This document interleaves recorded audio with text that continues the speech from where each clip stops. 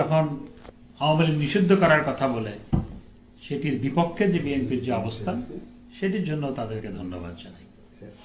এবং একই সাথে আজকে যখন মুক্তিযুদ্ধকে অস্বীকার করার অপচেষ্টা হচ্ছে, সেটির বিরুদ্ধে বিএনপি অবস্থান নিয়েছে, সেজন্য তাদের ধন্যবাদ জানাই।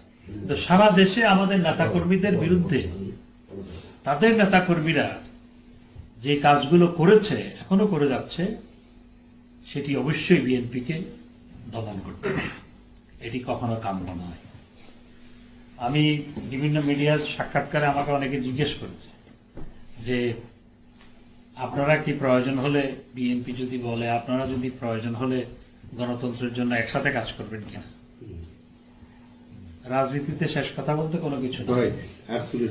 আমরা গণতন্ত্র রক্ষার জন্য আমরা যে কোনো গণতান্ত্রিক রাজনৈতিক দলের সাথে আমরা কাজ করতে আগ্রহী। আমরা 2006 সালে আন্দোলন করে বিএনপির বিরুদ্ধে আন্দোলন করেছিলাম। 2006 সালে আন্দোলন করে বিএনপিকে ক্ষমতা থেকে বিদায় নিতে হয়েছিল। এক বছর পর 2007 সালে আমরা বিএনপি সহ একত্রিত হয়ে তৎকালীন যে অস্বাভাবিক সরকার, আজকের মতো তখন আরেকটা সরকার ছিল, সেই সরকারের বিরুদ্ধে বিএনপি সহ একযোগে আন্দোলন করেছিল ঐক্যবদ্ধভাবে। সুতরাং আমাদের দেশে সেই উদাহরণ আছে।